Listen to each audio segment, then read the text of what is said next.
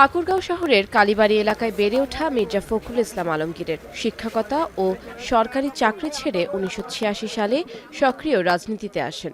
এর ২ বছর পর ১৯৮৮ সালে ঠাকুরগাঁও পৌরসভার চেয়ারম্যান নির্বাচিত হন তিনি। স্থানীয় নেতৃত্বে সেই পথ ধরেই ধীরে ধীরে জাতীয় রাজনীতিতে গুরুত্বপূর্ণ অবস্থানে উঠে আসেন মির্জা ফখরুল ইসলাম আলমগীর।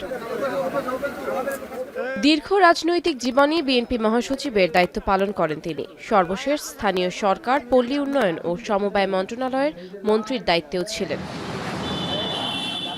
তার রাষ্ট্রপতি প্রার্থী হওয়ার খবরে উচ্ছ্বসিত হয়ে ওঠে জেলাবাসী। নেতাকর্মীদের পক্ষ থেকে করা হয় মিষ্টি বিতরণও। শহরের চায়ের আড্ডা থেকে শুরু করে সামাজিক মাধ্যম সবখানেই চলছে আলোচনা। জেলার একজন সন্তান দেশের সর্বোচ্চ সাংবিধানিক পদে প্রার্থী হওয়ায় এটিকে গর্বের বিষয় হিসেবে দেখছেন দলটির নেতাকর্মী সহ জেলার বাসিন্দারা। ফখরুল স্যার যদি আসলে রাষ্ট্রপতি হয় তাহলে মোটামুটি খুব ভালো হবে। এটা আমারও চাওয়া যে উনি রাষ্ট্রপতি হোক। দীর্ঘদিনের ওনার যে রাজনৈতিক ক্যারিয়ার, এটা মনে হয় ওনার প্রাপ্য। আমাদের ঠাকুরগাঁও জেলায় আলমগীর স্যারের মতো ভালো লোক মনে হয় নাই। উনি রাষ্ট্রপতি হবে, এটা পুরো ঠাকুরগাঁও জেলার জন্য একটা আনন্দময় বিষয়। দলের নেতাকর্মী ও জেলাবাসীর প্রত্যাশা, দীর্ঘ রাজনৈতিক অভিজ্ঞতা ও প্রজ্ঞার কারণে রাষ্ট্রপতি নির্বাচিত হলে মির্জা ফখরুল ইসলাম আলমগীর দেশের জন্য গুরুত্বপূর্ণ ভূমিকা রাখতে পারবেন।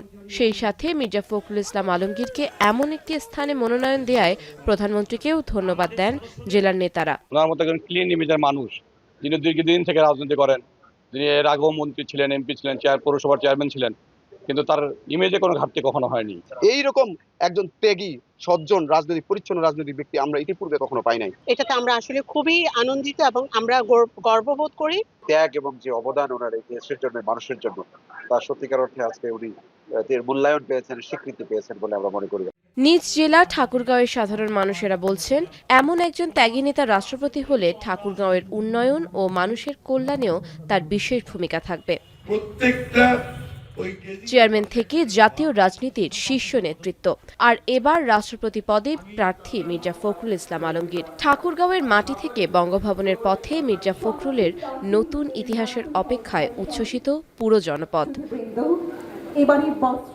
এখন ঠাকুরগাঁও।